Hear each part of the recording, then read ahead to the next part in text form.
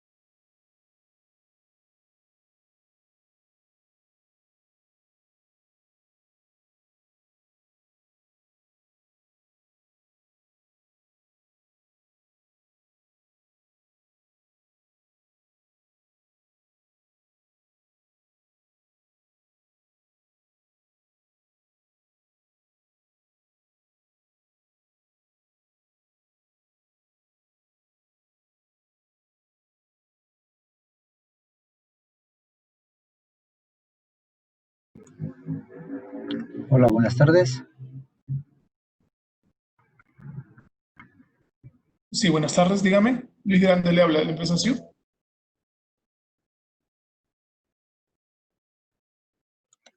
Sí, buenas tardes. Jorge Durán de Continental le habla.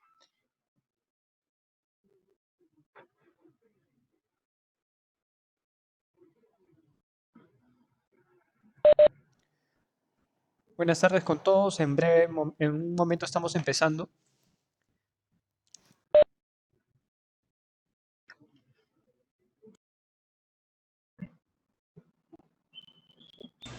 Rodrigo Díaz. Buenas tardes con todos. El día de hoy tenemos la charla de comisionamiento eléctrico, específicamente los temas de sensores, frenos y motores. Los expositores son Gabriel Margui, quien es el jefe de nuestro taller de Lima, y también tenemos a Jesús Soldevilla, especialista en instrumentación. A continuación, Jesús empezará con la presentación.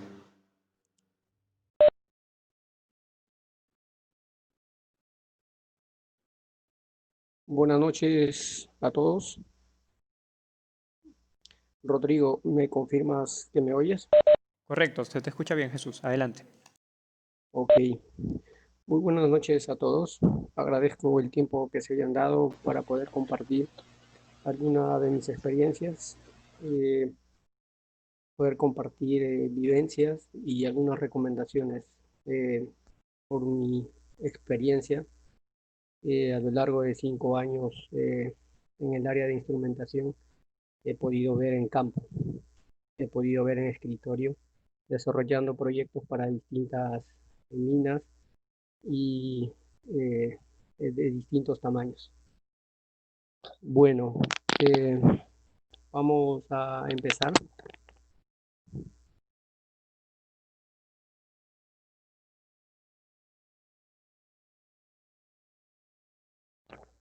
Nuestro tema es comisionamiento de sensores en los accionamientos de SEO. Y para empezar, deberíamos de saber qué sensores nos vamos a encontrar en campo cuando vamos a ver equipos de SEO. En primer lugar, tenemos en los motores podremos encontrar sensores de temperatura, sensores de vibración y encoders. En los reductores podremos encontrar sensores de temperatura, sensores de vibración, sensores de nivel, analizadores de aceite, unidades de monitoreo de temperatura y de vibración. En los motorreductores y servomotorreductores podemos encontrar termostatos, unidades de diagnóstico de temperatura y aceite, unidades de monitoreo, temperatura y calidad de aceite, encoders, resolvers. Y en las unidades de lubricación para los equipos grandes que requieren una unidad de enfriamiento adicional, podemos encontrar sensores de temperatura, de presión diferencial, sensores de flujo. Todos estos sensores van a poder permitirnos mantener un seguimiento o un monitoreo de todos los parámetros de nuestros equipos. Ok, llegamos a la planta, nos encontramos con el equipo CEU y nos preguntamos qué cosa debemos de tomar en consideración durante esta etapa de comisionamiento. Lo primero que tenemos que hacer es trabajo en escritorio. Considero que una de las partes importantes para un instrumentista o para hacer el comisionamiento de instrumentos, de sensores, para ser específicos, tenemos que ver nuestros planos PID y ver las disposiciones de los sensores en los diversos equipos. Aquí, por ejemplo, podemos ver que en el motor tenemos sensores de temperatura en los rodamientos, dos sensores de temperatura en cada extremo de rodamiento y tenemos 6 sensores de temperatura en los devanados. También podemos ver en el reductor que tenemos sensores de vibración, tenemos sensores de temperatura en los rodamientos y un interruptor de nivel. Entonces, considero que una de las partes más importantes es revisar los planos PID antes de ir a planta, trabajos en escritorio. El segundo punto que deberíamos de tener en cuenta es revisar las hojas de los datos de los instrumentos indicados en el PID y los planos de canalización. Es importante saber qué es lo que vamos a encontrar en campo. Como tercer punto, deberemos de revisar los planos de conexionado e interconexionado de cada uno de nuestros equipos, de cada uno de los sensores, y si estos también están conectados a algún tablero, también revisar esos planos de interconexionado.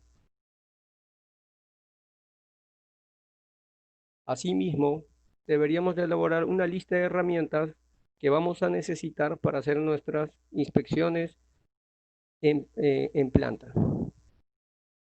También es importante hacer un checklist, un formato de checklist. ¿Qué cosa es lo que vamos a revisar? ¿Qué cosas vamos a tomar en consideración durante nuestra inspección o durante nuestro comisionamiento en planta? En el gráfico aquí podemos ver las disposiciones, en esta parte podemos ver las disposiciones de los sensores. Por ejemplo, aquí podemos ver que los sensores de temperatura del motor están llegando a una caja de terminales. Entonces ya tendríamos claro de que vamos a encontrar una caja de terminales donde se están juntando todos los sensores de temperatura de los motores, tanto de los rodamientos y de los devanados. Igual vemos que aquí hay un pequeño motor, también tiene su caja de borneras adicional, tiene un sensor de velocidad, que es un encoder. ¿Qué consideraciones debo de tener durante el comisionamiento en campo? Primero tendríamos que verificar que los instrumentos indicados en los planos están realmente instalados en el equipo. Por ejemplo, aquí vemos en el plano que tenemos un sensor de temperatura a esta altura. Vemos en campo que efectivamente hay un sensor de temperatura ubicado en esa posición. Vemos que tenemos un sensor de nivel o un interruptor de nivel en el plano y efectivamente lo tenemos en el reductor o en el equipo. Vemos que tenemos un sensor de vibración, sensor de temperatura. Y está aquí el sensor de temperatura, sensor de vibración, y aquí hay otro sensor de vibración. Entonces, es importante hacer una revisión física de cada uno de estos componentes y ir marcando la hoja haciendo un checklist cada uno de los instrumentos que deberíamos de encontrar y las características de estos mismos.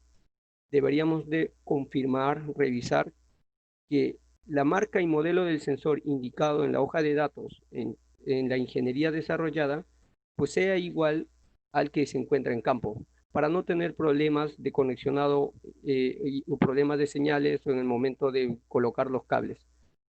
La cantidad de cables, la cantidad de hilos, el material del sensor, los grados de protección. Muchas veces ciertos equipos vienen o indican que tienen cierto grado de protección y al final cuando llegas a campo encuentras de que están sulfatados, hay humedad, están deteriorados y definitivamente eso no es bueno. También hay que tener cuidado con el material del cable del sensor. Muchas veces estos trabajan a exposición solar y si los cables no son los correctos, no están adecuados para eso, pues van a tener un tiempo de vida muy limitado. En algunas especificaciones también del proyecto indican de que los cables deben ser libres de halógenos y si no lo son, entonces también hay que tener cuidado con eso. Tener mucho cuidado con los conectores y verificar que el sensor funcione. Pero antes de llegar a este punto en escritorio también se debió de haber hecho una verificación de los certificados de los protocolos PAT desarrollados por el proveedor. Esto nos va a garantizar de que realmente el sensor que nos están entregando ha funcionado, han hecho sus pruebas en taller de fábrica.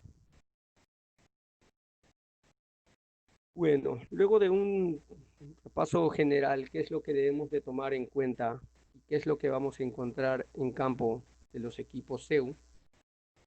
Vamos a revisar los más importantes de los sensores y las características o las condiciones y los detalles más relevantes que debemos de revisar durante el comisionamiento.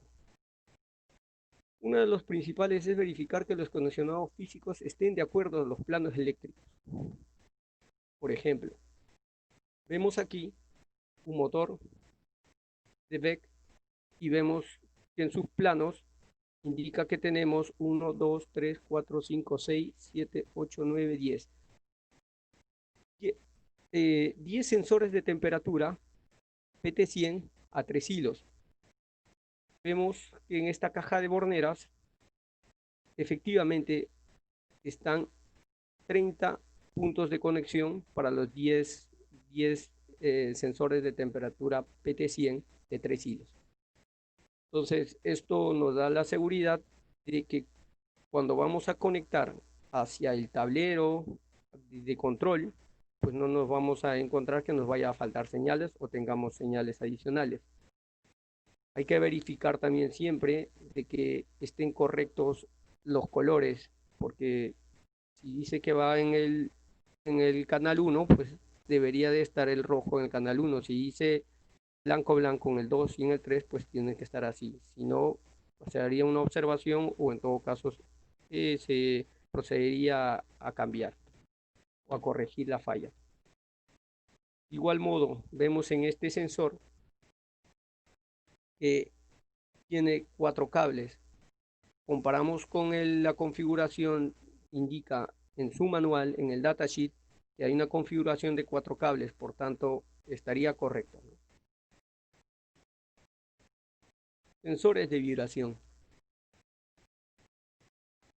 Los sensores de vibración tenemos que verificar qué tipo de conectores van a tener estos sensores. Hay múltiples tipos de conexión, pero usualmente vienen en conector M12.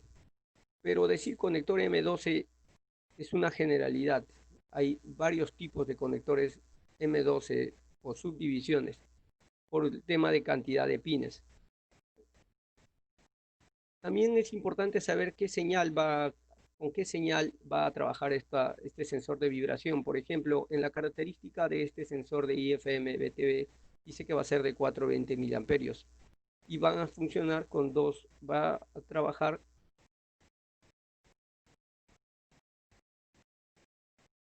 trabajar a 2 hilos. También hay que considerar el diagrama de condicionados eléctricos del sensor. Podemos ver aquí que es un sensor de 2 hilos, es un conector M12 de 4 pines. A ver, me dan un momento, están haciendo unas consultas.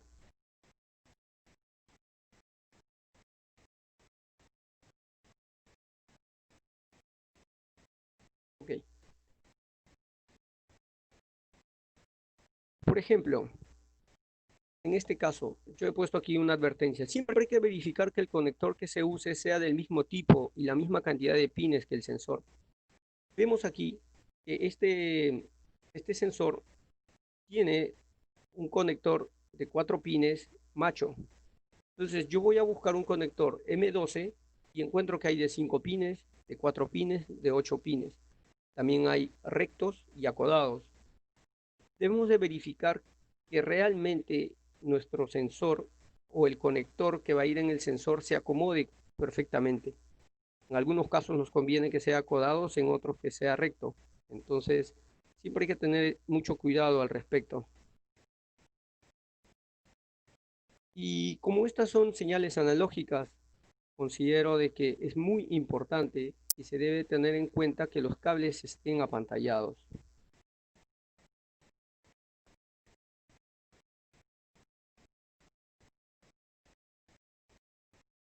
Pasemos a revisar los encoders. Bueno, los encoders desde el punto de vista electrónico podemos encontrarlos en incrementales o absolutos. Desde el punto de vista físico podemos encontrarlos ópticos o magnéticos. Desde el punto de vista de montajes podemos encontrarlos con ejes huecos o con huecos o con ejes. Y desde el punto de vista de transmisión podemos encontrarlo por cables de cobre o por fibra óptica en aquellos equipos que están a larga distancia. Vamos a revisar los cuidados que debemos de tener en cuenta. Durante el comisionamiento deberíamos de verificar que realmente el tipo de encoder seleccionado o que esté en el equipo con el que nos encontremos sea el correcto. Algunas veces sucede que por un tema tal vez económico o por un tema de premura, se selecciona un encoder incremental y en realidad se necesitaba un encoder absoluto o viceversa. Por asegurarse, dicen, vamos a usar un encoder absoluto y en realidad se requería un incremental. Entonces, a veces en la ingeniería no está todo claro, pero en campo uno llega y se encuentra de que por la forma de la máquina, por la estructura de la máquina, por la forma en la que va a trabajar, pues cuál es el correcto, ¿no? ¿Cuál es el que convendría mejor? Segundo, hay que verificar que los conectores que tienen el equipo sean los indicados en la hoja de datos. Y por último, verificar que las distancias hacia el variador estén dentro del rango, porque muchos de estos, bueno, en general, al menos los equipos SEO recomiendan la distancia máxima desde el encoder hacia el variador debe de ser de 100 metros y con ciertas características de los cables. ¿Qué más debemos de tener cuidado? Que el cable usado sea realmente el correcto. Para eso tenemos que revisar nuestra hoja de datos. En la hoja de datos podemos verificar datos tan importantes, a veces tal vez mm, que algunos considerarían irrelevantes, pero no lo son. Por ejemplo, el tipo de cable. Por ejemplo, aquí el cable dice que debe ser de 0.2 a 0.5 y debe ser un cable trenzado.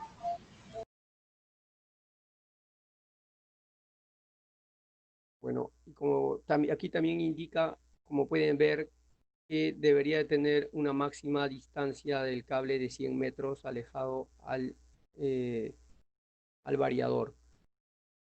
También hay que tener cuidado que todos los cables, el apantallamiento de todo el cable a lo largo de toda su trayectoria esté debidamente aterrado, debidamente aterrado. Por ejemplo, en este conector observamos de que han tenido la consideración em, de aterrar o de poner a tierra la malla.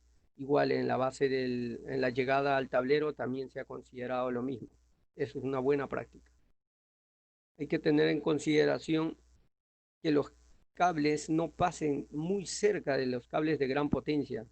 Hay que asegurar y verificar de que realmente tenga una disposición correcta por bandejas, como por ejemplo en la que estamos viendo aquí. Y por último, y no menos importante, creo que es una cosa muy importante, muchas veces sucede que se cruzan los cables y eso conlleva a que nunca, no se reciba las señales correctas y nos traiga muchos dolores de cabeza. Algunos pines a veces son soldados y eso de verdad son muy complicados de detectar. Entonces, hay que verificar bien, punto a punto, que haya continuidad desde el sensor hacia el conector que va a ir en el lado del variador. En temas de interruptores, tenemos en los equipos CEU interruptores de nivel, de temperatura, de presión, de flujo, básicamente ubicados en las unidades de lubricación y de nivel en los reductores. Bueno, los cuidados sobre estos, pues, deberíamos de considerar, como ya hemos visto en anteriores casos, la cantidad de pines que viene cada conector. Verificar que el diámetro del cable esté dentro del rango permitido del conector. Ya hemos visto o ya hemos indicado de que el trabajo en escritorio es muy importante y hay que leer con mucho detenimiento y ser muy cuidadosos. Ha sucedido y me ha sucedido muchas veces de que voy a campo y quiero conectar el cable, por ejemplo, pongamos este caso, me facilitan el cable, tengo el sensor y quiero conectar y no puedo, y no entra. ¿Por qué no entra? Porque el cable es demasiado grueso. Entonces, prácticamente ya no hay solución ahí. ¿Cómo vas a meter? En otros casos, el cable es muy delgado, entonces queda un espacio. Tal vez, bueno, tal vez como tiene un que no hay una solución. La solución sería cambiar de cable, pedir otro cable que realmente entre y que permita, que garantice la transmisión de datos, ¿no? Conectar los puntos de tierra en caso lo traigan. Por ejemplo, este equipo tiene aquí una bornerita de tierra, entonces es importante poner el punto de tierra, ¿no? Vemos aquí que esta unidad de lubricación tiene dos sensores de presión, un interruptor de presión diferencial, un interruptor de flujo, un interruptor de temperatura.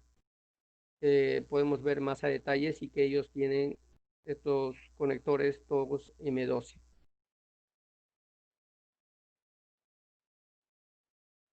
También podemos encontrar en campo las unidades de diagnóstico. Son equipos especializados, orientados a la nueva tendencia del Internet de las cosas. Tenemos el DV40, que es un equipo, podríamos decirles una computadorita, que monitorea continuamente la temperatura y vibraciones en los rodamientos y permite una comunicación a través de Ethernet, TCP/IP o un software especializado para hacer un análisis predictivo en tiempo real de las condiciones de los rodamientos. Este equipo te permite conectarte a través de un switch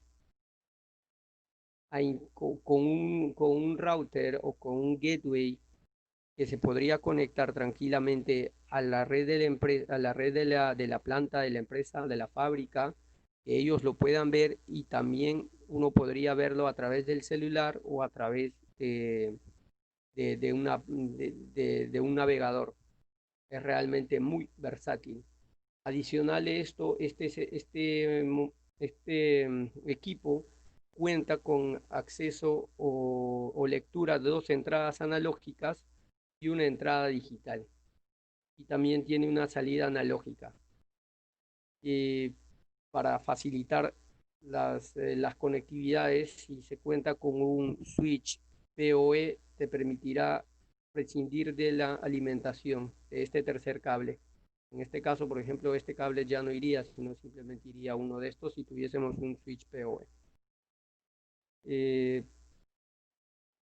Los cuidados que deberíamos de tener con esta unidad de diagnóstico sería no olvidarse siempre de configurar los rangos de trabajo permisibles y tener presente que si se está conectando un switch PoE ya no es necesario el cable de alimentación, como le comentaba.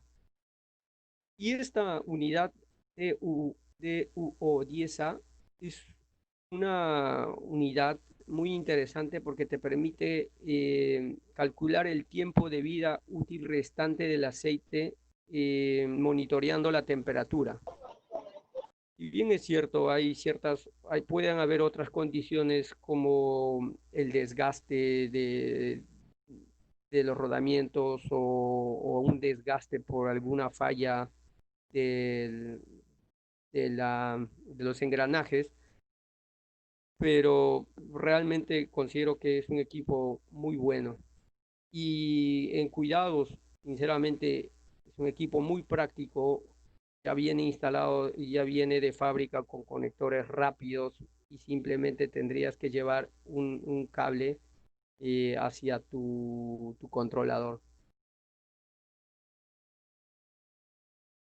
Ok, ya habríamos tenido ciertas consideraciones en todos los sensores que hemos revisado, en todos los interruptores, y ahora nos tocaría decir, ¿cómo verifico que realmente el sensor está bien, que esté trabajando?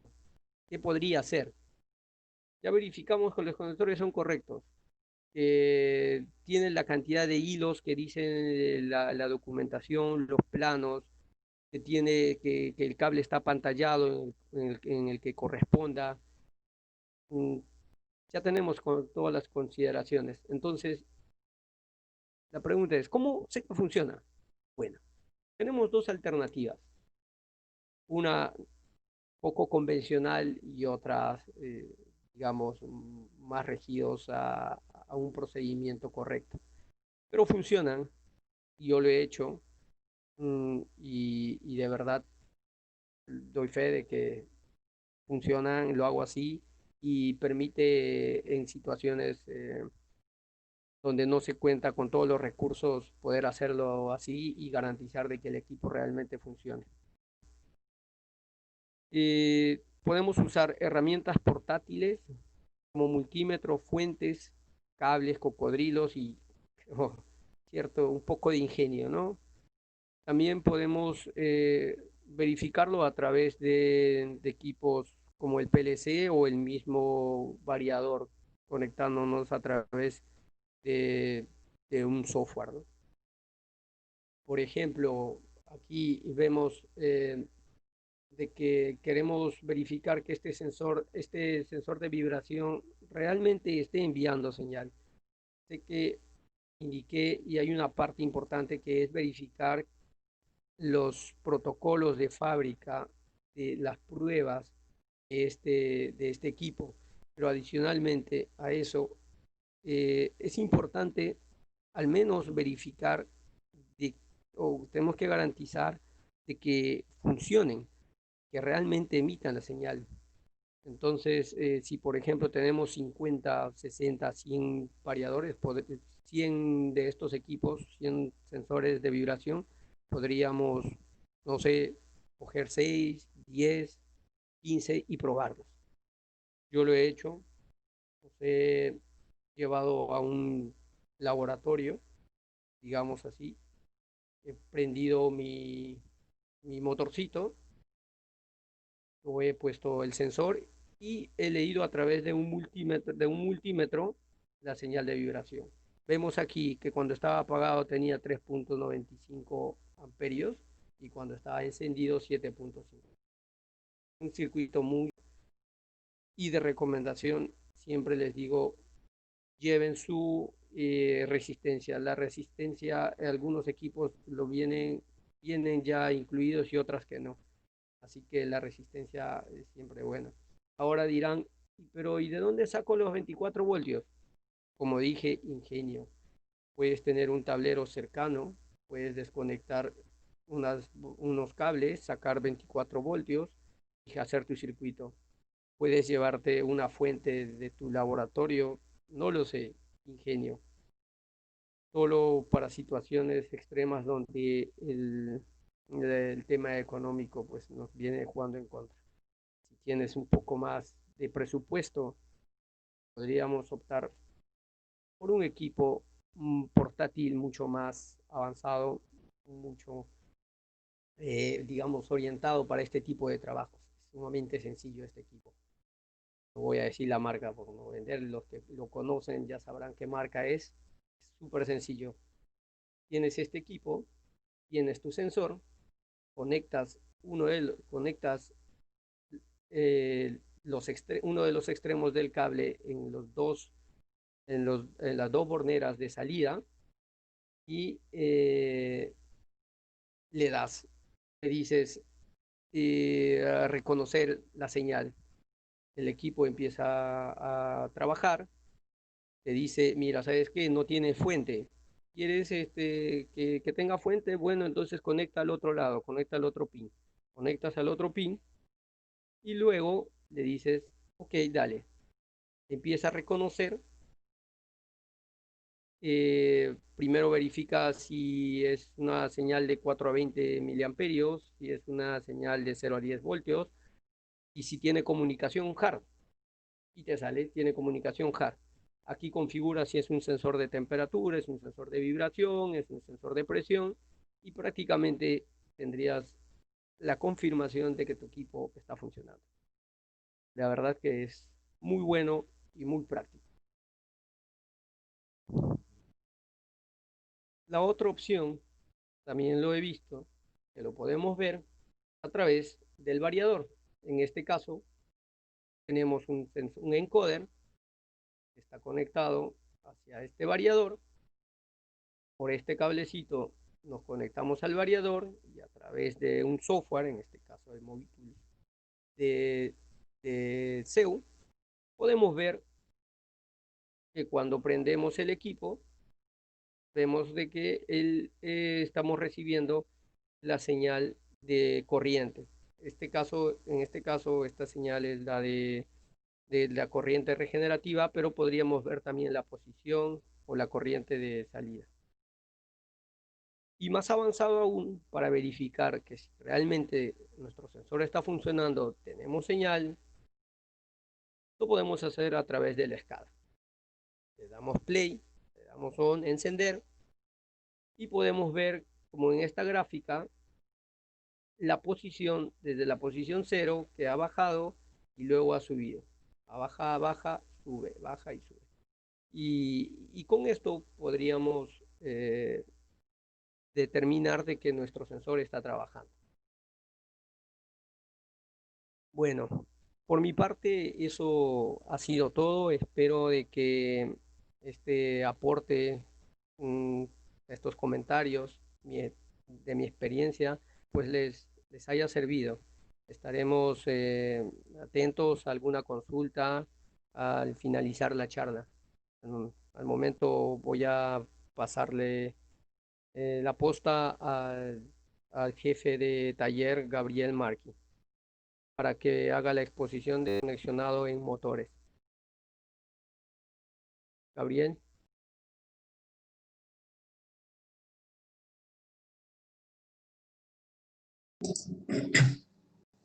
Buenas noches con todos. Gabriel, voy a dejar de compartir mi pantalla para que proceda usted a compartir la suya. ¿Ok? Sí, por favor. Gracias.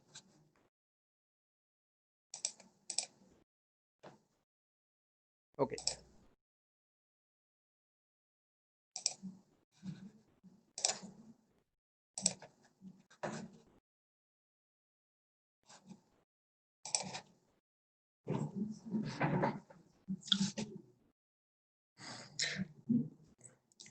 Bien, a partir de esta parte, en esta segunda parte de la exposición, vamos a ver el tema de conexionado de motores.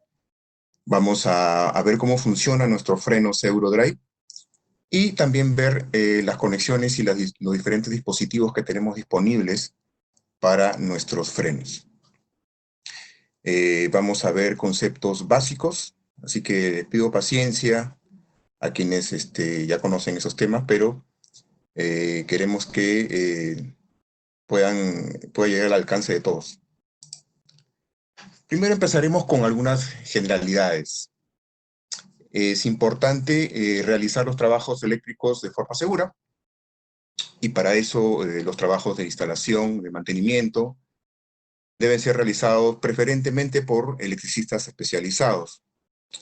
Y bueno, como la seguridad es muy importante también en este tipo de labores, se debe considerar desconectar primero, asegurar que no haya una posible conexión involuntaria del equipo, comprobar que no haya presencia de tensión y la puesta a tierra del equipo.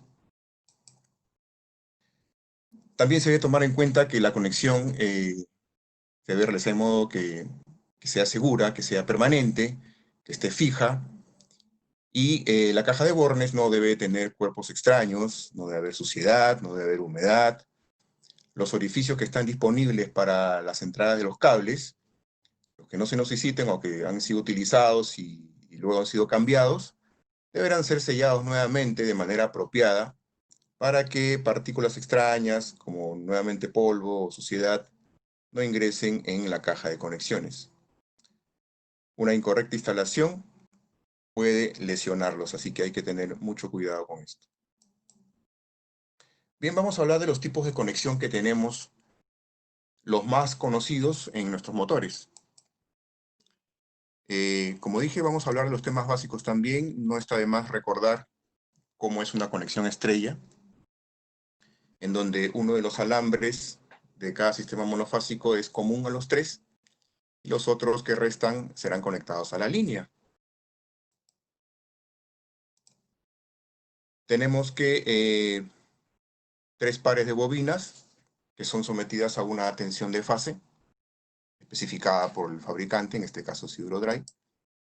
Y lo que hacemos es conectarla en un punto común para formar la conexión en estrella.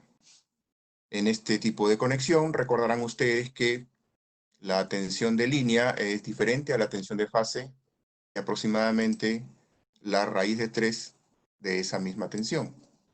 Es así que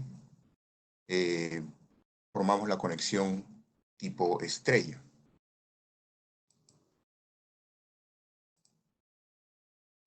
Luego vamos a recordar la conexión tipo triángulo, en el que si conectamos los 3 sistemas monofásicos, vamos a eliminar 3 alambres, porque va a estar conectado uno después de otro. Tenemos nuevamente nuestros 3 pares de bobina con una tensión de fase definida, y la conexión en estrella, que va a estar uno después de otro. En este tipo de conexión, la tensión de línea es exactamente igual a la tensión de fase. Si yo tengo una tensión de fase de 220 voltios, la tensión de línea también tendrá que ser de la misma tensión. Bien, ahora hablamos de la normalización. A nivel mundial, los fabricantes manejan 2 normas principalmente: la norma europea, la IEC y la americana la NEMA. Los motores Eurodrive pueden venir en cualquiera de las dos conexiones. Está especificado en la caja de bornes. Y la IEC utiliza las letras VW con números del 1 al 4 y la norma NEMA identifica las conexiones como del 1 al 12. Es así que en IEC, si Eurodrive adopta esta norma, 6 bobinas con terminales de U1 hasta U4 y de B1, B4 y de BW1 hasta BW4. Sin embargo, la norma NEMA va a utilizar, y nosotros lo vamos a asignar así, como T1 hasta el T12. Por fines prácticos, en las siguientes diapositivas van a ver la norma IEC, para que sea más didáctica también la exposición. Ahora vamos a hablar de la caja de bornes. Nosotros empleamos 3 tipos principales de caja de bornes de 6, 9 y 12 terminales. La de 6 terminales, con esta nomenclatura indicada en la misma bornera. La de 9 terminales y la de 12.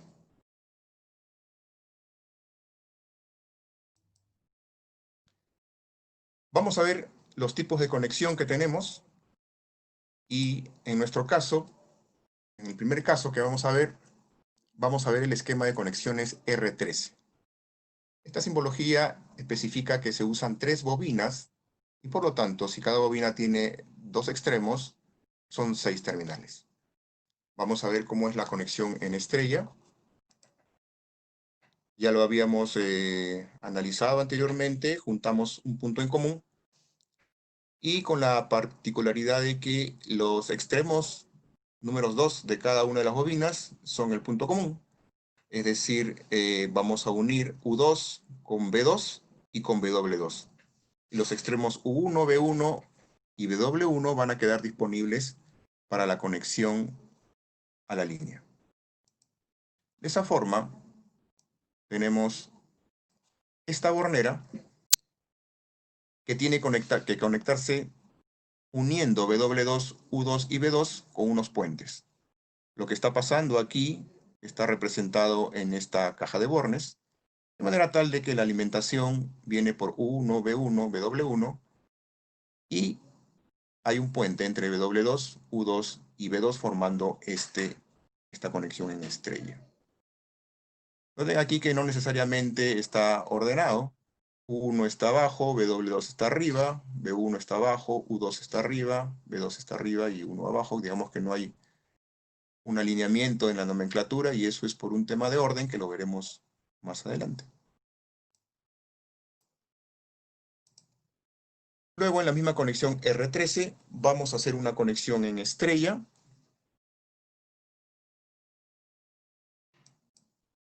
Y aquí vamos a ver cómo se ve en el motor. Está la entrada de línea y está el puente que se ha formado en el diagrama de conexiones.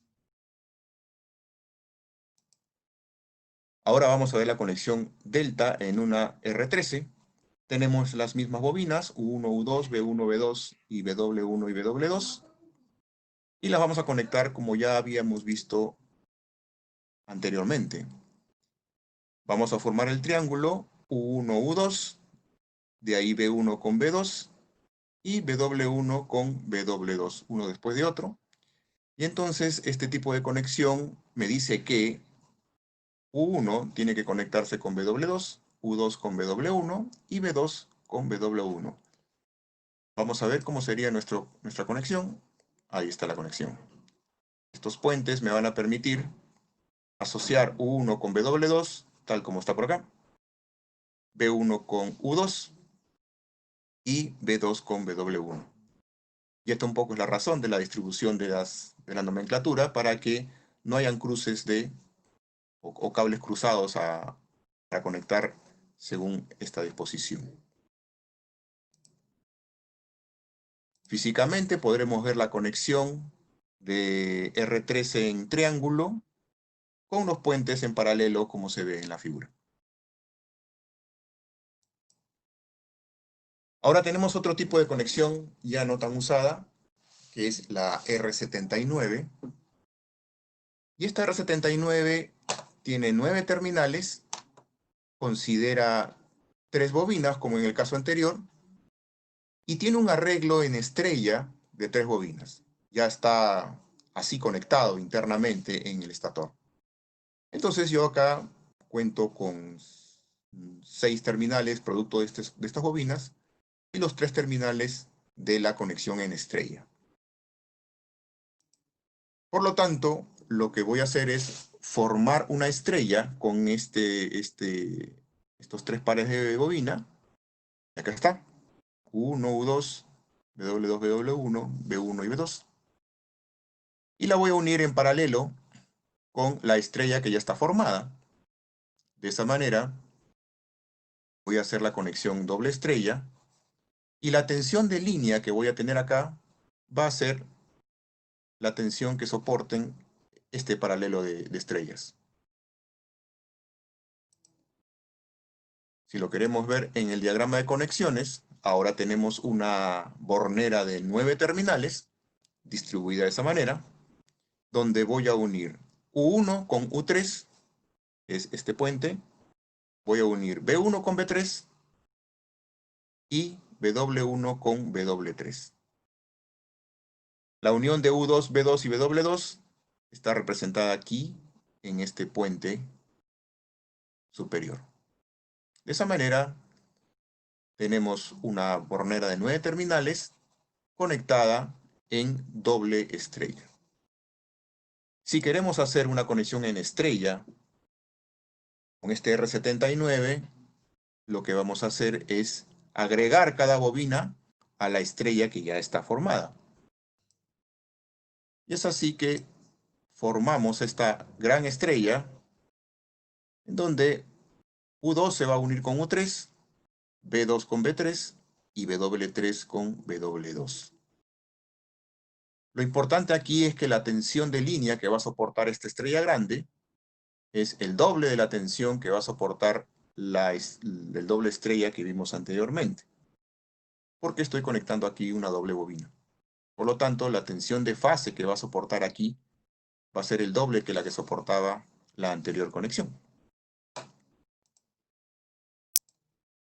Ahora, si queremos ver cómo es nuestro diagrama, lo tenemos ahí. 9 terminales y vamos a unir U2 con U3, B2 con B3 y W2 con W3. Y listo, ahí se formó la estrella. Normalmente este tipo de conexiones se usan para los 220-440, los 230-460, perdón, etc. Ahora vamos a ver la conexión R76. Y como se dan cuenta, si vemos la doble estrella, es exactamente igual al R79. Tenemos 3 pares de bobinas y tenemos una estrella ya conectada. ¿Cuál es lo novedoso aquí? Hasta ahora nada, es exactamente igual que el R79, un doble estrella conectado B1, B3, U1, U3 y W1 con W3. Hasta aquí todo igual. Pero si vamos al diagrama de conexiones, a la bornera, aquí está la diferencia. Ya no tengo 9 terminales en la bornera, solamente tengo 6 terminales.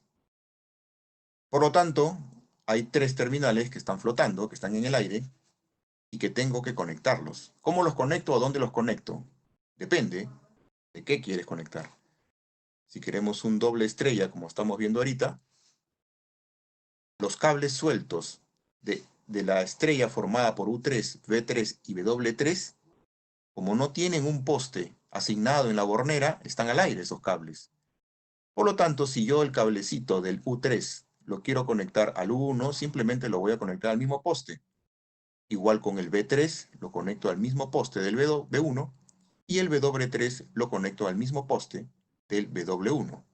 No hay un poste asignado para los U3, B3 y W3. Por lo tanto, no formo puentes acá.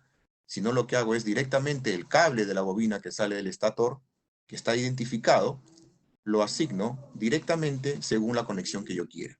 En este caso, el cablecito de U3 va con U1, el de B3 con B1 y el de W3 con W1.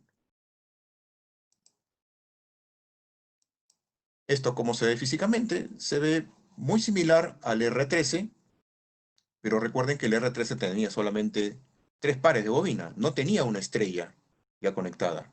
Es la diferencia con esta conexión. Esa estrella conectada queda en el aire, pero va a ir conectada de acuerdo a cómo se representa en este gráfico, ¿no? El U3 va aquí, está la bornera, indicado, el B3 va aquí, y el W3 va aquí. También están numerados la nomenclatura en NEMA, por si quisieran tenerlo. Ahora la conexión estrella del R76, tenemos las mismas bobinas, esto no cambia. Vamos a hacer una estrella grande, igual que hicimos con el R79, y vamos a conectar uno después del otro. Eso me va a llevar a que yo haga este tipo de conexiones con el B2, B3, U2, U3 y W2 y W3. Y entonces voy a tener un diagrama de conexiones distinto. Ahora, ¿qué voy a hacer? He tenido que retirar el puente que había entre W2, U2 y B2, y los cables que estaban puestos en U1, B1 y BW1 los retiro y los coloco arriba, en B3, U3 y W3. De esa manera voy a unir W2 con W3, voy a unir U3 con U2 y voy a unir B3 con B2 y he formado una conexión estrella. Como se ve esto, simplemente la bornera libre de puentes y los cables que estaban conectados aquí ahora van a ir conectados en estos postes. De esa manera formé la conexión estrella.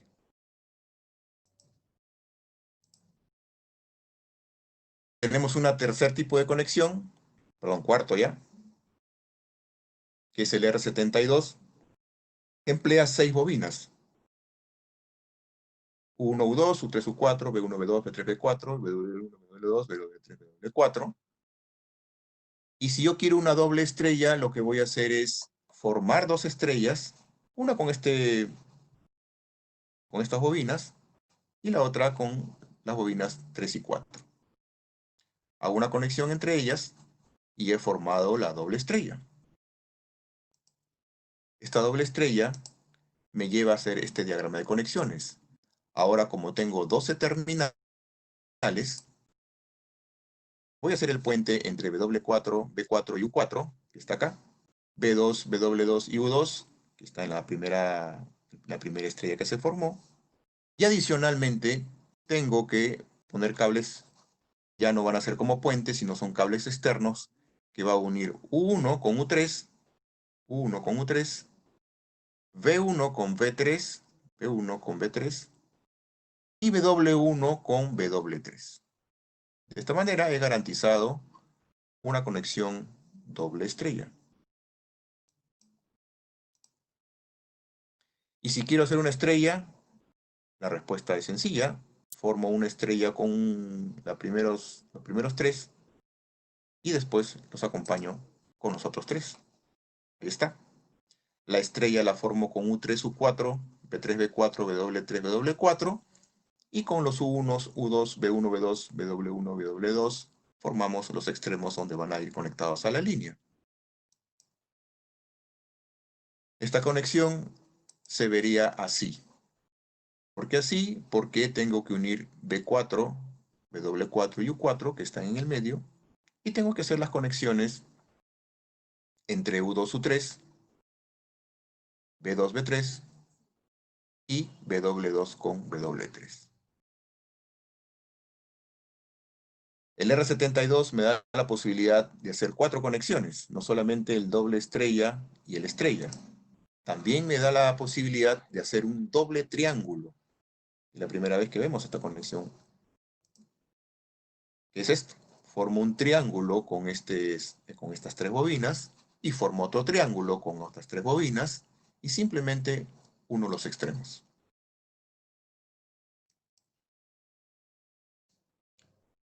Conectando así voy a tener este diagrama de conexiones en la bornera, en donde 1 se va a unir a B2 y también se va a unir a B4 y también se va a unir a U3. U3, B4, U1 y B2 están conectados acá. U1, B4, B2 y este cable externo con U3. La siguiente conexión, U2, BW1, U4, BW3. ¿Está? Y la tercera, BW4, B3 con B1 y BW2.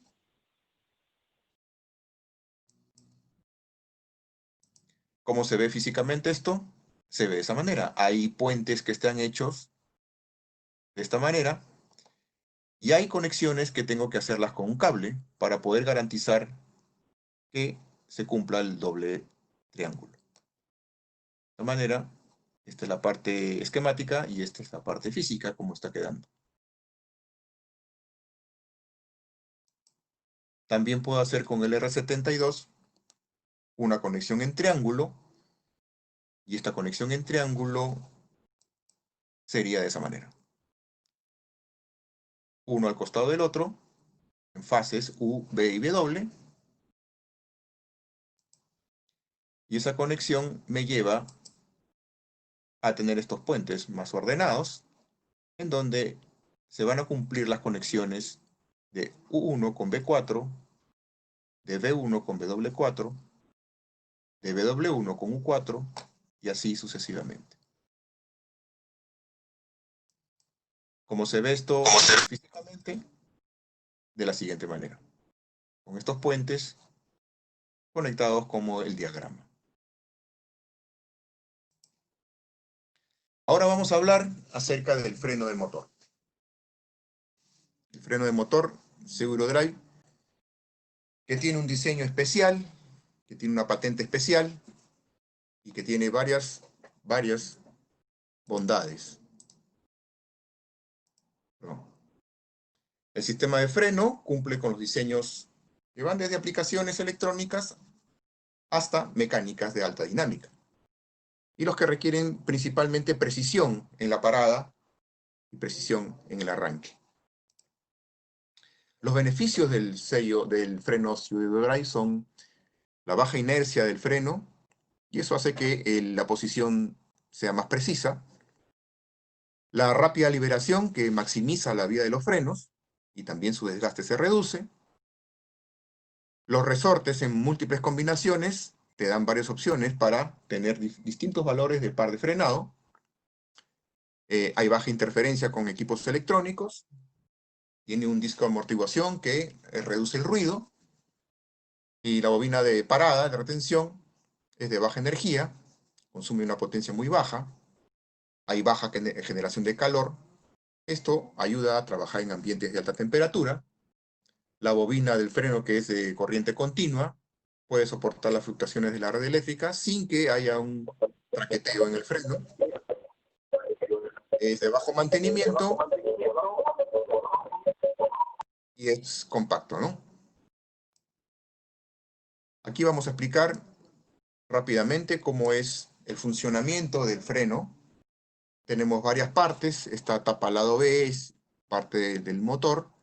Tenemos el buje, que es un piñón que va adherido, acoplado al eje del rotor. Tenemos los discos de freno, el disco de presión propiamente dicho, el disco de amortiguamiento que estábamos hablando, y el cuerpo de la bobina, ¿no? Y el cuerpo de la bobina, que tiene el arrollado, el bobinado propiamente dicho, y los resortes que hacen presión sobre las placas para poder vencerlo cuando se energice. Entonces, si no tenemos corriente, los resortes hacen su función y se pega la bobina, y la fuerza creada por estos resortes empujan a la placa y atrapan al disco entre la placa y la tapa del lado B. Este disco de acá va a quedar atrapado y va a impedir el giro del motor. En operación normal, las zapatas del freno, estas que vemos aquí, se desgastan, y eso hace que el entrehierro, la distancia que hay entre las placas, se incremente, y cuando hay una tolerancia que haya sido excedida, se ajustan con unos pernos para poder corregir esa separación, ¿no? Generalmente se puede ajustar de 3 a 4 veces, y después de ello hay que cambiarlo por un nuevo disco de freno. Ahora vamos a hablar de las bobinas de freno. Las bobinas del freno tienen una diferencia significativa con los sistemas convencionales. Las bobinas de freno SEU en realidad son dos bobinas. Una bobina de arranque, con pocas vueltas, un cable de diámetro grande, de baja resistencia, que produce una corriente alta y por lo tanto un fuerte electromagnetismo. Y tiene otra bobina de mantenimiento, que es de más vueltas, un diámetro más pequeño, que tiene una resistencia más alta y produce una corriente más baja y un magnetismo más débil. Aquí tenemos representada nuestra bobina de arranque, que tiene una fuerte magnetización, y la bobina de mantenimiento, que tiene una débil magnetización. Como ven ustedes, hay un cable rojo, un cable azul y otro cable de otro color, que justamente simbolizan: el rojo la bobina de arranque, el azul la bobina de mantenimiento, y este extremo de cada bobina están unidos en un solo cable, que es el que ustedes ven en la figura. En realidad es una bobina de 3 cables, donde el cable central es el que une la bobina de arranque con la bobina de mantenimiento. Ahora vamos a ver cómo funciona, y a lo mejor podrán entenderlo mejor. Pero primero vamos a hablar del rectificador. El rectificador es el dispositivo que alimenta a la bobina de freno, y lo que hace es darle una alimentación del tipo continuo. ¿Y para qué sirve este rectificador? Este rectificador lo que hace es proteger contra sobrevoltajes, rectifica la corriente alterna en continua, o la convierte. Es un rectificador normalmente de media onda, y tiene un sistema de control interno que permite la liberación y la actuación rápida del freno, ¿no? Además, este rectificador tiene varistores de protección, y normalmente cuando ingresa una tensión alterna, por ejemplo de 230 voltios, la tensión continua que rectifica es aproximadamente el 42%. Es decir, está alimentando a la bobina de freno con 96.6 voltios continuos.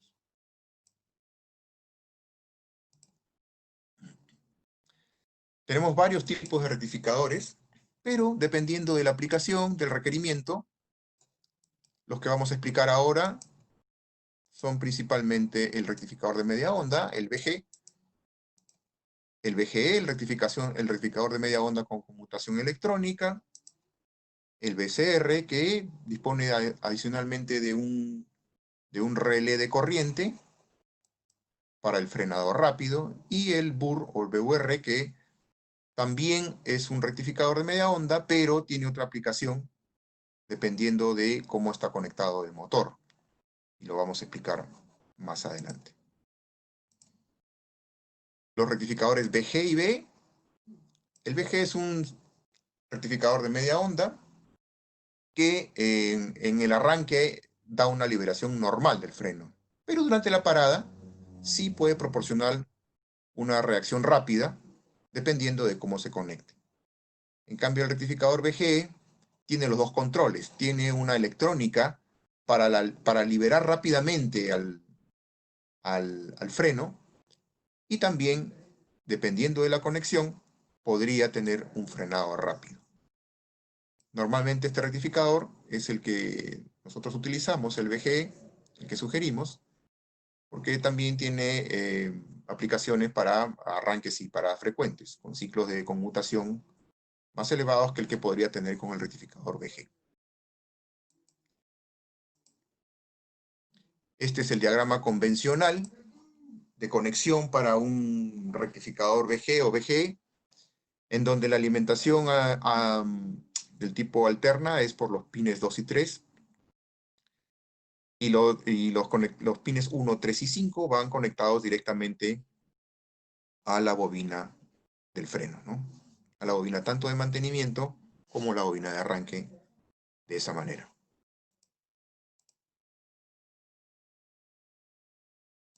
¿Cuáles son las características claves de los frenos Eurodrive? Primero, desbloquearlo rápido, es decir, que el freno se despegue rápidamente.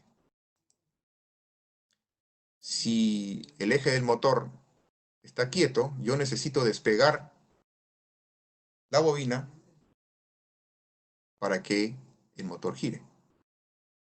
Esto tiene que hacerse rápidamente y es una característica que tiene este tipo de freno. Pero también tengo que frenarlo rápidamente. El eje del rotor está girando y yo lo que quiero es que se pegue para detenerlo. Estas dos características son claves para el desarrollo de la electrónica que tiene este tipo de rectificador. Comencemos con el desbloqueo rápido. Necesito que se libere rápidamente el freno. ¿Para qué? Para reducir el tiempo de arranque, para que el calentamiento sea el menor posible, para que el desgaste del disco de freno sea el menor, para que pueda conmutar más veces y, evidentemente, para ahorrar energía.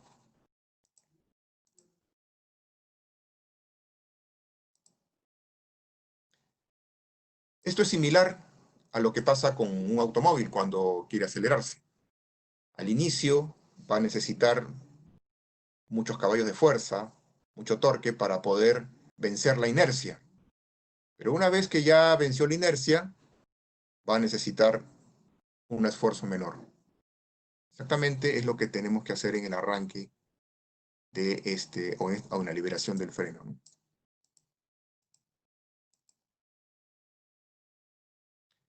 Esta unidad, que es el rectificador, es quien se encarga de hacer que el desbloqueo sea rápido. ¿Y cómo lo va a hacer? Primero, va a hacer que se conecte la bobina de arranque. Y después, va a hacer que se conecten las dos bobinas.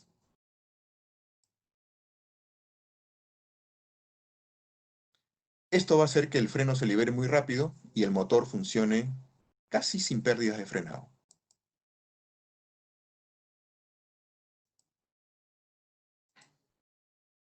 Acá tenemos la conexión del rectificador con el freno, y en el arranque hay una fuerte magnetización para vencer la inercia, y solamente a través de la bobina de arranque.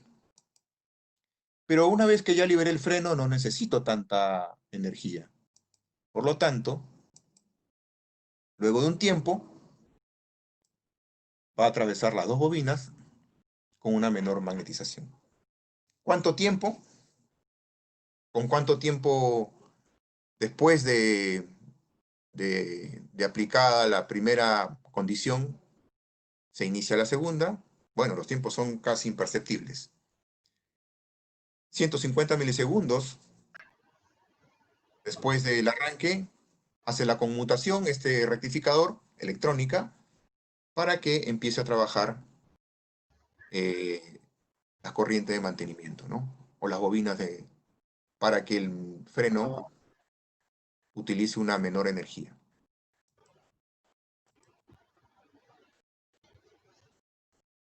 ¿Y quiénes son los que hacen eso? Internamente en el rectificador hay dos SCR que lo que hacen es conmutar para elegir quién o cuál de las bobinas va a ir primero y cuál va a ir segunda y después de cuánto tiempo, ¿no? Ya vimos cuando se libera el freno, ahora vamos a ver cómo se frena.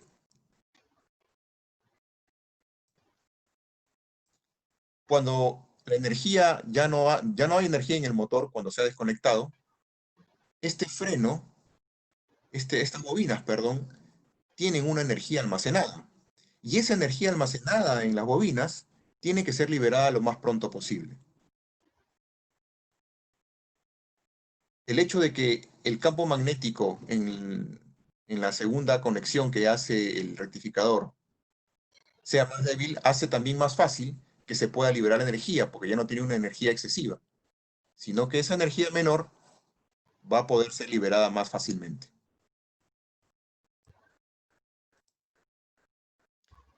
Ahora, nosotros podemos frenar el equipo de dos maneras, por reacción normal o por reacción rápida. La reacción normal es cuando yo no necesite. Simplemente no requiero un frenado rápido y entonces no hago ninguna conexión, lo dejo como está. Pero en el caso que necesite una reacción rápida, vamos a ver tres formas de poder hacerlo.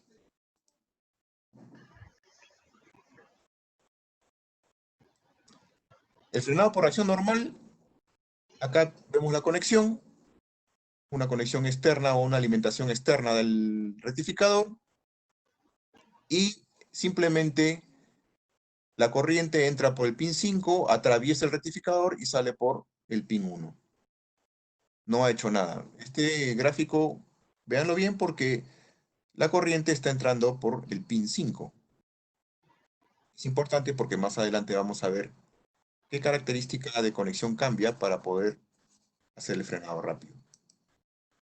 Esto es un frenado por reacción normal. Ahora veremos por reacción rápida. Yo quiero que el freno pare o se detenga rápido. Y tengo tres maneras de hacerlo. Con un contacto auxiliar del motor, con un relé SR o con un relé UR. Y vamos a ver cómo ocurre esto. Acá tengo un rectificador que está alimentado externamente. Y lo que hago es tomar un contacto auxiliar. Este contacto auxiliar va a trabajar sobre la parte de corriente continua, que es la que ya ingresó en el rectificador. Y va a ir directamente al pin 4. Entonces, cuando está cerrado, ¿no? Cuando está alimentado el motor, este circuito está cerrado y todo funciona normalmente, tal y como funcionó en el caso anterior. Es un frenado normal, es decir, entra por el 5. Pero cuando el motor se detiene, se abren los contactos y eso va a forzar a que ya la corriente no va a entrar por 4, o por 5, perdón, sino va a pasar este fenómeno. Como esto está abierto, ¿no? La corriente llega a 4 y como no puede entrar por 5 a través de este contacto auxiliar, tiene que atravesar el varistor que está internamente en el rectificador y lo que va a pasar es que la energía residual que estaba en la bobina se va a disipar a través del varistor. Y eso va a hacer que el frenado sea rápido porque ya no está energizado la bobina. Esa pequeña energía que tenía la libera a través de este varistor interno que está en el rectificador. Producto de haber hecho esta conexión, ¿para qué? Para que no atraviese no llegue a 5 y siga su camino normal, sino que lo fuerzo para que ingrese por 4 y a través del varistor pueda cerrar el circuito. De esa manera garantizamos que la energía residual haya sido eliminada rápidamente. Eso es con contacto abierto. Pero, ¿qué pasa si yo no quiero tender una línea desde mi tablero, desde mi armario eléctrico, y yo quiero hacerlo directamente en el sitio? Para eso tenemos el relé SR. El relé SR es un relé de corriente que simplemente abre un contacto de la caja de conexiones para que a través de él pase esa corriente y cuando exista o cuando haya presencia de corriente, cierre el circuito. Entonces va a hacer la misma función que hace el contacto auxiliar anteriormente visto, pero a través de un relé de corriente, ¿no? Cuando hay energía, se cierra, pasa por 5, y cuando no hay energía, se abre y fuerza a que el pin 4 ingrese por el varistor y se libere la energía. Un relé VSR no es más que la suma de este relé con el rectificador VGE y es un dispositivo que va en la caja de bornes, como ven ustedes. También tenemos el otro relé, que es el relé UR. Al igual que el relé SR, el UR también se monta directamente en el motor y hace la misma tarea. Pero ¿cuándo utilizo el UR? El UR lo utilizo cuando no puedo utilizar el SR. ¿Qué pasa si el motor está gobernado por un variador de frecuencia o es un motor de 2 velocidades? Entonces no puedo tomar la tensión o la corriente que hay en la caja de bornes. Para eso tenemos este dispositivo, que es el UR, que se alimenta de los pines 1 y 2 como tensión, y eso me va a dar la señal a este contacto para que pueda hacer nuevamente el puente entre 4 y 5 si quiero, y si no, que pase por 4 y que se libere por el varistor. En este caso sí tiene que haber una alimentación independiente, pero ya no tendría, a diferencia de la conexión con el contacto auxiliar, no tendría que tomar una línea del contacto auxiliar y llevarla hasta mi equipo, ¿no? De esa manera podemos controlar las paradas rápidamente con este tipo de dispositivos.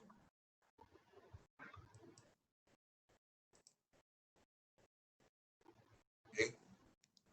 No sé si habrán preguntas.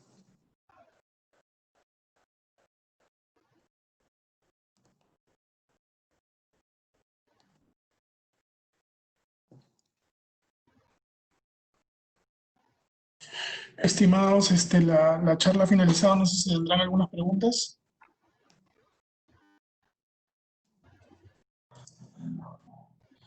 Gabriel, no sé si podría responder esto. Me están preguntando a cuánto se debe dejar calibrado el freno. Cuenta con una tabla de calibración según el modelo del freno. ¿Cómo saber si el disco de frenado está desgastado? No sé si lo podrías responder tú o en todo caso está Eduardo Rivera para poder responder esa pregunta. Bueno, sí, a lo mejor Eda puede complementarlo. Hay una tabla que tenemos asignados para poder determinar el entrehierro que hay para los diferentes tamaños de freno que tenemos disponibles, ¿no? Y la regulación sí se puede hacer, como había mencionado, con 3 pernos que van en el freno para llegar a la distancia que está establecida en las tablas, ¿no? Eduardo, ¿estás ahí, por favor? Gabriel, ¿puedes dejar, por favor, la última diapositiva para que puedan tener los contactos de los sectoristas? Ok, ok.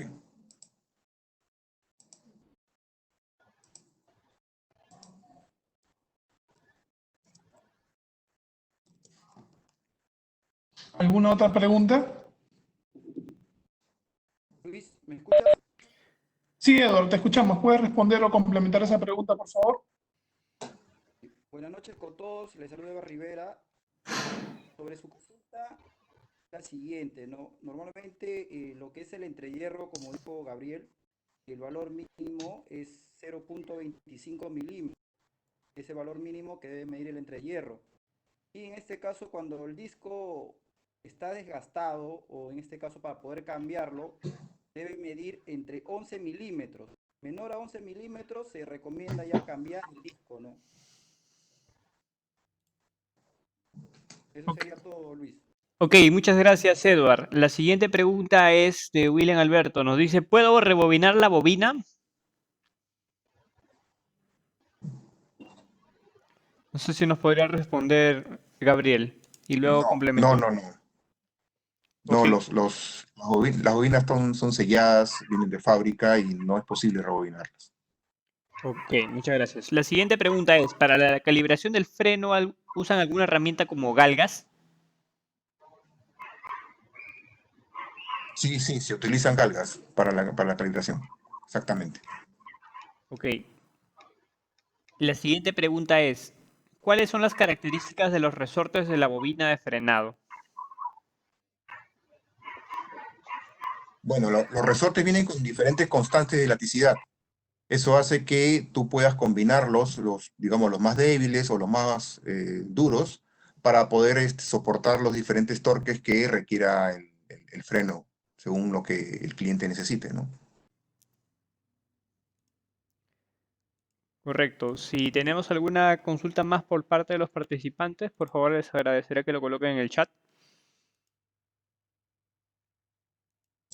Sí, hay una pregunta para Eduardo Rivera. Dice, ¿a cuándo se debe dejar calibrado el freno? Cuentan con... No, perdón, eso está repetida, ¿no? ¿Cómo saber si el disco del freno está desgastado? Bueno, Luis, como le comenté, el disco de frenado se tiene que medir, bueno, en este caso menor a 11 milímetros. Uno puede medir el disco. Si tiene menor ese valor, es recomendable cambiarlo.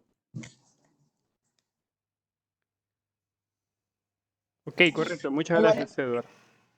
Edward, también había un tema, ¿no? Porque no solamente podemos cambiar el disco de frenado, es más, podemos cambiar todo el kit, todo el pack del freno, ¿no es verdad? ¿Nos podrías explicar eso, por favor?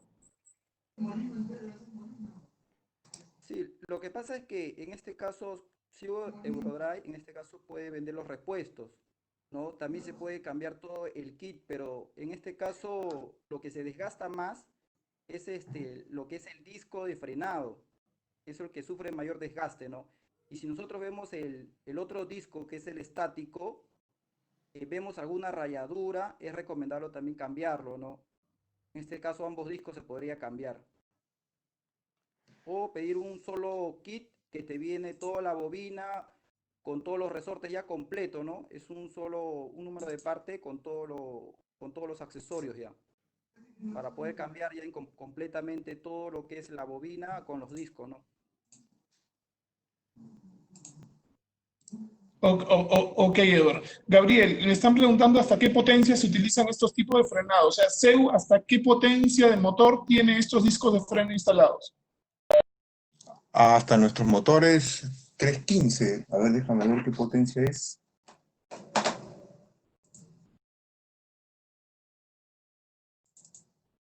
Bueno, todos nuestros motores que son ensamblados tienen disponibilidad para los frenos de este tipo, ¿no? Con rectificadores VG. Ok. A ver, me están preguntando también, ¿el gap del freno varía de acuerdo a la potencia del motor? Edward. Sí, el valor mínimo es 0.25. Mientras va creciendo la potencia o el tamaño del motor o del freno, ¿no? Puede variar entre 0.3, ¿no? Varía en este caso el entrehierro, ¿no? Hay que ver en la tabla en este caso en el manual, según la característica del freno, y ahí te dan las dimensiones del entrehierro, ¿no? Cuánto debe estar calibrado. Normalmente de SIU, bueno, sale calibrado, pues, ¿no? Según la talla del motor. Sí, los valores del entrehierro en los frenos pequeños va de 0.25 a 0.6 aproximadamente, ¿no? Ya los intermedios van de 0.3 hasta 1.2 y los más grandes pueden llegar de 0.5 hasta 1.2 milímetros. Ok, muchas gracias, Gabriel. La siguiente pregunta es, ¿qué ventaja hay entre una bobina con rectificador versus una trifásica?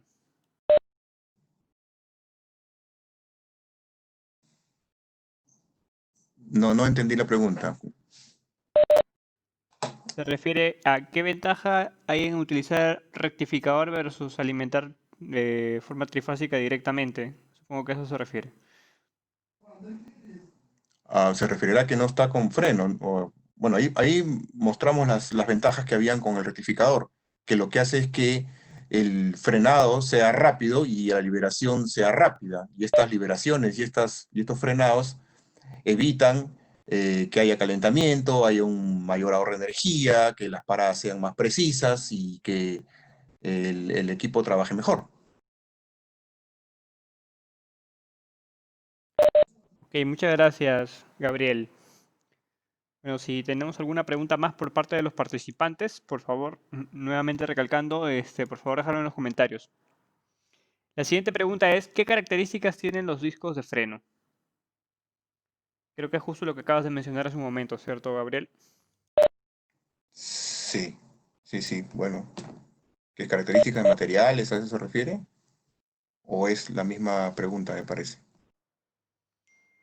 Bueno, es un poco genérica la pregunta, pero sí, bueno, básicamente es lo que comentó anteriormente Gabriel. Hay una pregunta que está rebundando ahí porque uno de los asistentes está preguntando cómo pediría los resortes para el recambio, ¿no?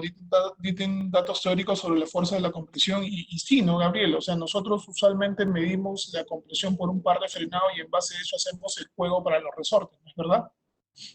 Así es, así es. Por ejemplo,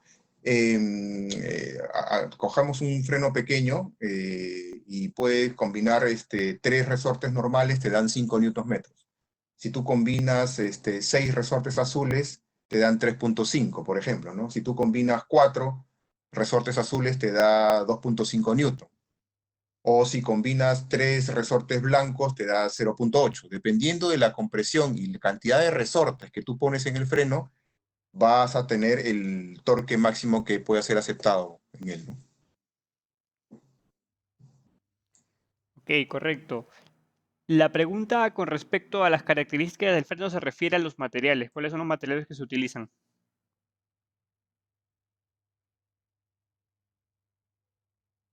Bueno, tendríamos que buscar esa información, no la tengo a la mano. Ok, muchas gracias. La siguiente pregunta es, ¿cuándo usar un motor con freno? Esa la Bueno, respondo yo, depende. Gabriel. A ver, Yo la sí. respondo. Más que todo, lo del motor con freno viene con la aplicación, no es tanto con el tema de la designación del freno, ¿no? Es decir, cuando yo tengo una aplicación la cual necesita tener un frenado exacto, por así decirlo, pero no necesita tener un tema de seguridad especial, podemos usar un motor con un freno en el lado del ventilador como lo está proponiendo CU Drive, ¿no? Si tú necesitas aplicaciones con un grado de seguridad redundante o necesitas, por ejemplo, para transporte de personal, para un elevador, ahí no podíamos usar este tipo de frenos, tienen que ser frenos externos en la etapa de salida del productor y no en la etapa de salida del motor. Más que todo viene por la normativa y por la aplicación. Sí, en ese caso, cuando nosotros te tomamos sus datos para poder darte la asesoría correspondiente, tenemos ese tipo de preguntas, ¿no? Necesitas que pare exactamente en un lugar, necesitas que tenga un desfasamiento al momento del frenado, qué estás elevando, carga o personas, etcétera, etcétera, etcétera, ¿no? ¿Cuánto es el torque necesario que vas a jalar la carga para, por ejemplo, en un winch determinar el par de frenado que se necesita? Y ese tipo de características nosotros las pedimos al momento de hacer el seleccionamiento o darles, perdón, el asesoramiento. Es por eso que a veces con nosotros ustedes se demoran un poco más y sí he visto un poco de quejas de ustedes mismos diciéndonos por qué preguntamos tanto. Preguntamos tanto porque solamente hay dos formas en las cuales nos aseguramos de que el equipo sea el correcto, ¿no? Una de ellas es seleccionándolo bien y la otra es, como lo hemos visto en las anteriores charlas, dándole el mantenimiento correcto. ¿Sí? Gracias. Ok, Luis, muchas gracias por tu intervención. La siguiente pregunta es, ¿el tiempo de vida útil del freno se maneja de acuerdo al número de accionamientos que tiene o qué otros factores podrían reducir su tiempo de vida útil?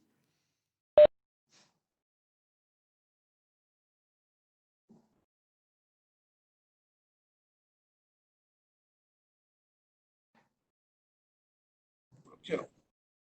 El tiempo de vida útil de los frenos depende de su cantidad de usos por minuto. O sea, hay frenos tenemos que seleccionarlos para trabajo y hay frenos que tenemos que seleccionarlos para seguridad o mantenimiento, como se dice entre comillas. Por ejemplo, si yo voy a tener eh, como una aplicación en la cual el freno va a estar constantemente trabajando, por ejemplo, una cizalla, como hay esas cizallas de redes de mallas de acero, que usualmente cortan cada 2 metros y el reductor lo que hace es elevar la cizalla y bajarla constantemente y la deja frenado, obviamente yo tendría que seleccionar ese freno para que su tiempo de vida útil sea mayor. Por lo tanto, tendría que sobredimensionarlo. Si yo no lo sobredimensiono y solamente trabajo con el par de frenado, que es el par de la cizalla, o sea, lo que genera el peso de la cizalla, ese freno se va a gastar mucho más rápido, ¿sí? Usualmente los frenos que van en el lado del motor son frenos de seguridad, por así decirlo, no son frenos de trabajo. Si son frenos de trabajo en los cuales por minuto van a tener que trabajar constantemente N veces, se tiene que decir para poder seleccionarlo o en todo caso decir, este freno no va a poder ir ahí, tienes que tener un freno externo sobredimensionado de tal forma. Porque al momento de yo sobredimensionar el freno, lo que también estoy haciendo es ver hasta cuánto me va a aguantar el freno del motor. Si ya tengo que sobredimensionarlo demasiado y el freno es demasiado, no voy a tener que subir el motor para hacer subir el freno. Entonces es mejor quitar el freno y poner un freno externo. Luis, ¿me Ok, escuchas? muchas gracias, Luis. La siguiente pregunta Espera, es... Edward, un momento. Edward quería complementar con algo, perdón. Ok, Eduardo, Sí, adelante. claro, lo que pasa en el tema de los frenos se depende de la conmutación, ¿no? Cada tamaño de freno tiene una determinada cantidad de ciclos de conmutación. Por decir, los más pequeños pueden tener hasta 16 millones de conmutación y los más grandes 250.000, ¿no? Ciclos de conmutación. Es así que esa es la vida útil de los equipos, en este caso que te da el manual, ¿no? Te recomiendo. Ok, Eduardo, muchas gracias. Creo que también nos podrías ayudar en la siguiente pregunta. ¿Hay algún tipo de mantenimiento en los frenos o se puede usar un limpiacontactos? ¿Qué es lo que recomienda? Normalmente los frenos, como se produce constantemente el frenado y el desgaste de estos discos, es recomendable desarmarlos para poder limpiar el polvillo que se hace mediante el ciclo de frenado. Entonces se puede quitar la guarda que tiene, que es un jeve que cubre los discos, ¿no? Para poder sopletearlo o en este caso desarmar por completo y limpiar, ¿no? Y ver la inspección de cómo están los discos, si están desgastados o están arañados, ¿no? Eso sería una inspección que se tendría que hacer en este caso a los frenos, ¿no? Dependiendo mucho la aplicación, uno tiene que determinar en este caso el tiempo que debe realizar la inspección de los frenos, ¿no? Ok, Eduardo, una consulta. Si la bobina tiene rajaduras en la resina, ¿es necesario cambiarlo? Normalmente, si tiene rajaduras, lo que es en la resina, puede ser por temas de temperatura. Entonces, internamente es complicado saber si las bobinas están recalentadas. Entonces, se recomienda cambiarlas, ¿no? O en este caso, medir las resistencias de la bobina de arranque y la bobina de mantenimiento, ¿no? Para ver si está funcionando bien o si tiene las medidas correctas, ¿no? Según el tamaño de cada bobina de freno, ¿no? Te va a dar una cierta medición de resistencia. Entonces, con uno con eso puede saber si está bien o está mal el equipo, ¿no? Y si lo ves, la resina bien amarillo, o sea, está bien amarillo recalentado, ya se recomienda cambiarlos, pues, ¿no? Ok, muchas gracias. Gabriel, una consulta de Julio Urbina. ¿Hay algunos criterios para regular los discos de freno? Porque he visto que se desgastan más por un lado. Bueno, normalmente los discos tienen que estar regulados en 3 posiciones, separados equidistantes, y tienen que estar siempre la misma medida en todos. Si tú garantizas que están bien calibrados, no debería haber desgaste de más de un lado del otro. Correcto. La siguiente pregunta es, tengo bobinas trifásicas y son alimentadas en paralelo al motor, pero tengo muchos problemas porque se queman con frecuencia. Por eso mi pregunta es si utilizo bobinas rectificadas, ¿obtendría una mejora en mi proceso? A ver, nuestros rectificadores pueden soportar tensiones de 150 a 500 voltios, entonces voltaje AC. Entonces no debería haber problema debe haber otro tema ahí con la conexión, porque no tendría por qué quemarse. Ok. La siguiente pregunta es, ¿se pueden megar las bobinas del freno para ver su aislamiento?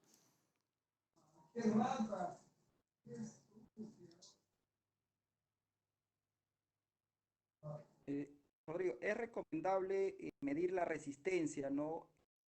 En este caso, las bobinas, ¿no? Más que megarlo, es recomendable medir su resistencia para poder ver si están operativos o no. Edward, un favor, ¿podrías acercarte un poquito más al micrófono? Se te escucha un poquito lejos.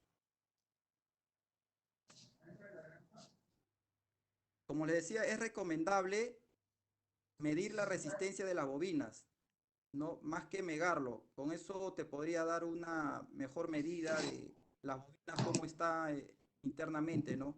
Si ha bajado el valor o no de la resistencia cada bobina, ¿no? Según el tamaño, pues, ¿no? Ok, la siguiente pregunta es, ¿cada cuánto tiempo es recomendable realizar una inspección al freno y poder realizar la calibración correcta en caso sea necesaria? Como dije anteriormente, depende mucho de la aplicación, ¿no? Entonces, para poder planificar, en este caso, un mantenimiento o revisión de los discos, si yo tengo un elevador de carga, constantemente va a estar conmutando a los frenos, entonces va a haber mayor desgaste. Entonces uno tiene que visualizar o verificar los discos, ¿no? Para ver si están rayados y va a ser el desgaste o la inspección va a ser un menor tiempo. Depende mucho de la aplicación, de cómo está trabajando el freno para poder yo realizar una inspección, ¿no? O sea, puedo ir anotando cada 3 meses, puedo hacer una inspección y ver cómo están los discos. Y de ahí veo si no hay ningún desgaste, o la próxima inspección ya no lo hago en 3, lo puedo hacer en 6 meses. Y así hacer, en este caso, un programa de inspección, ¿no? Según la aplicación que está trabajando el motor con freno, ¿no? Ok, gracias, Edward. La siguiente pregunta es, ¿para la inspección de los frenos es suficiente con respetar el gap y calibrarlos o hay que considerar otros puntos a inspeccionar? En este caso, uno de los requisitos es inspeccionar los discos, ¿no? Como les decía, tanto el disco de frenado como el disco estacionario. Ambos discos no deben estar rayados. También hay que verificar el amortiguador, ¿no? Que no esté tampoco rayado o muy golpeado. Y hay 3 puntos de ajuste. En este caso, las tuercas. También hay que verificar, esas tuercas tienen unas gomas que te dan la presión en los pernos o en los espárragos para que por la vibración no se puedan salir esas tuercas. Entonces hay que verificar también estas tuercas que tengan todavía, en este caso estas gomas, que adhiere o presiona al espárrago. Si veo que todo eso está bien, eso es todo lo que tendría que verificar, pues, ¿no? Los discos, las tuercas, ¿no? Tendría que verificar para ver si está en buenas condiciones el punto de freno. Ok, correcto. La siguiente pregunta es, ¿cuál es el valor de las bobinas? Esa pregunta es un poco genérica también. Si lo Bueno, a lo podrías- mejor se está refiriendo, al tema de la resistencia de las bobinas. Nosotros tenemos una tabla en la cual está especificado, de acuerdo al tamaño del freno, cuál es el valor resistivo de las bobinas a 20 grados centígrados, ¿no? Ok, muchas gracias. La siguiente pregunta es justo hace referencia a eso. Los valores óhmicos de cada bobina. Esto, como comentó Gabriel, está en las tablas. Para cada tipo de freno se lo tiene que revisar. Y bueno, finalizando, ya tenemos la pregunta de Leonel. En el caso de los motores, ¿cuál es la temperatura permitida en el estator? Ya que los motores están sometidos a altas temperaturas.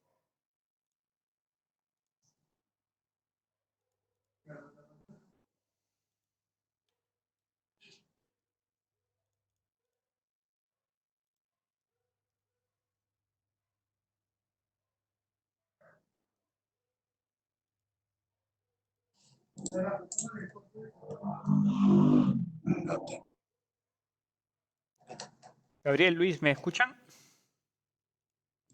Se cortó, no te pude escuchar bien. ¿Cuál fue la pregunta? La pregunta es, los motores, ¿cuál es la temperatura permitida en el estator de los motores?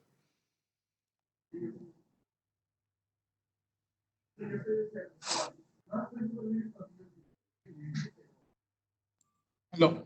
Rino, no sé si podrías responder esa pregunta, por favor. Hola, sí, buenas noches. ¿Me escucha bien? Sí, correcto. Sí, sí, se te escucha. Ok. Los motores vienen con 3 tipos de aislamiento. El tipo F, el H, no, perdón, 2 tipos, el tipo el F y el H. Y normalmente los motores CU salen con el aislamiento F, que soportan una temperatura máxima de 130 grados, ¿no? Entonces, eso sería la temperatura mayor a soportar.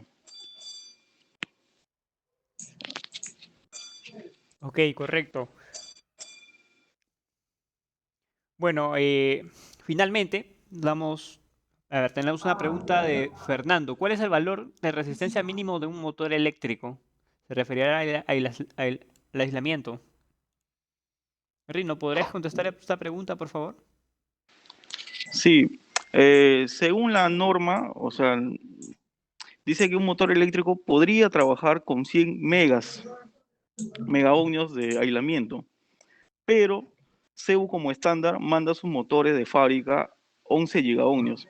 Entonces nosotros en nuestras instalaciones, al momento de inspeccionar llega un motor, nosotros verificamos el aislamiento y si está por debajo de 1 gigaohmio, lo mandamos a rebobinar o cambiar el estator. Si está mayor a 1 gigaohmio, lo mantenemos, ¿no? Realizamos la limpieza del estator, la limpieza de la bobina con un solvente eléctrico y nuevamente procedemos a ensamblarlo. Ok, la siguiente pregunta es, para el uso de los frenos de motor en minas, ¿se considera algún factor de seguridad por las condiciones climáticas?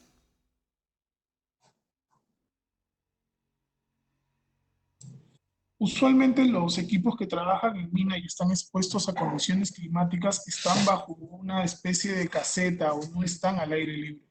De todas maneras, los equipos que vienen en posición vertical y que van a estar expuestos a un goteo llegan como una pequeña como una pequeña caperuza encima de la rejilla del ventilador, pero acuérdense que que estos frenos están aislados por una especie de cintillo de goma que los protege de la contaminación, que es el que Edward dijo que tenían que retirar al momento de hacer el mantenimiento. ¿No? En cuanto al factor de seguridad, se usa más que todo, se usa más que todo en duplicar el par de frenado necesario. Pero depende también mucho de la aplicación, porque por ejemplo, para minas, en algunas aplicaciones especiales, los frenos vienen externos al motor. Estamos hablando de motores, por ejemplo, 300, 400, 500 HP. Se exige que por seguridad los frenos vengan en la parte externa, en la salida del reductor, en la parte, en la velocidad baja, o si son aplicaciones pequeñas, estén bajo techo. Sí, correcto. Gracias, Luis. La siguiente pregunta también podrías contestarla. Preguntan cuál es el factor de servicio de un motor inverter duty. Un motor inverter duty. A ver, Claro. los motores inverter duty usualmente en muchas marcas son motores preparados para trabajar con variadores de frecuencia, ¿no es verdad? O sea que tienen hierro silicoso o tienen ya ventilaciones forzadas incorporadas, etcétera, etcétera. En el caso de CEU, todos los motores CEU pueden trabajar con un variador de velocidad siempre y cuando se tomen las condiciones, las precauciones respectivas, ¿no? El factor de servicio es 1.15, en ese sentido igual que cualquier motor CEU, pero como le dije, estos ya son de hierro silicoso y se le puede adaptar un variador de velocidad. Puede trabajar hasta 30 Hz, hasta 20 Hz sin ningún problema, y si quiere bajarlo más ya tendría que ponerle una ventilación forzada por el hecho, no del motor, sino de que no vas a poder ventilarlo porque la ventilación inherente al equipo va a ser demasiado lenta y no va a poder refrigerarlo, valga la redundancia. Entonces, en ese sentido, CEU no tiene un motor inverter duty especialmente para trabajar con un variador. Todos los motores CEU pueden trabajar con un variador directamente. Y se le puede poner aditamiento según las frecuencias bajas a las que vaya a trabajar, como acoplarle una ventilación forzada. Ok, correcto. Bueno, muchas gracias con todos. Agradecemos a todos los participantes, a los expositores, Jesús Soldevilla, Gabriel Marqui, Luis Grande. Muchas gracias a todos por su tiempo y bueno, será en otra oportunidad. Les agradeceremos que puedan seguirnos en nuestras redes y finalmente tengan en cuenta que este video lo van a poder ver en nuestro canal de YouTube. Muchas gracias con todos. Hasta luego. Hasta luego. Muchas gracias.